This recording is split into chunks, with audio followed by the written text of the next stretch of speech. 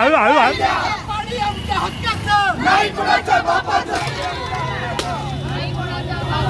पाणी द्या हक्काचं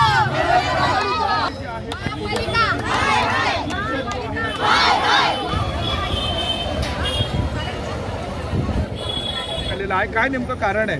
टीएमसीने 2 दिवसापूर्वी नोटीस काढली आहे आणि त्या नोटीसच्या ह्याच्यात त्यांनी दिलं आहे की कळव्याला जे पाणी पुरवलं जात आहे आता ते तसंही कळव्याचं पाणी कमीच आहे. कळवाकरांना एवढं पाणी येत नाही. आता जेवढं आहे ते पण टीएमसीनी असं ठरवलं आहे की ते ठाण्याला दिलं जाईल. तर त्याच्यासाठीच आमचं इकडे आज आंदोलन आहे.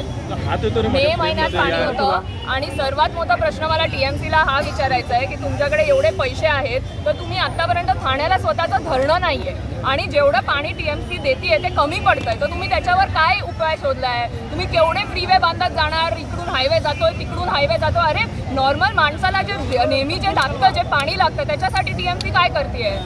या ठिकाणी कोल्हापुरीच्या जनतेपेक्षा आमच्या कळव्यामध्ये पाण्याची जी टंचाई आहे त्यावर आम्ही फोकस करतो आहे. आज गेले कित्येक वर्ष पवारसाहेब सांगत होते की आम्हाला डॅम द्या, धरण द्या. पण गेले कित्येक वर्ष ओरड करून सुद्धा एक महापालिकेने किंवा सत्ताधाऱ्यांनी याचा कधी विचार केला नाही. आज तो विचार करायला हवा. म्हटल्यास काहीतरी स्कीम करून धरण कसं बांधता येईल जसं आम्हाला. पण पाण्याचा मूळ प्रॉब्लेम आहे तो आमचा हे मेमध्ये पाणी असताना जूनमध्ये पाणी का गायब झालं? कारण मे महिन्यात फुल पाणी होतं. कारण जूनमध्ये जो आमचं पाणी आहे तो ठाण्याकडे वळवला गेलेला आहे. आमचा स्टेमचा जो पाणी तर ठाण्याला पुरवठा आणि जो MIDCची एकच टाकी त्या एका टाकीचं पाणी पुरवठा आमच्या कळव्यागावात किती होणार आहे?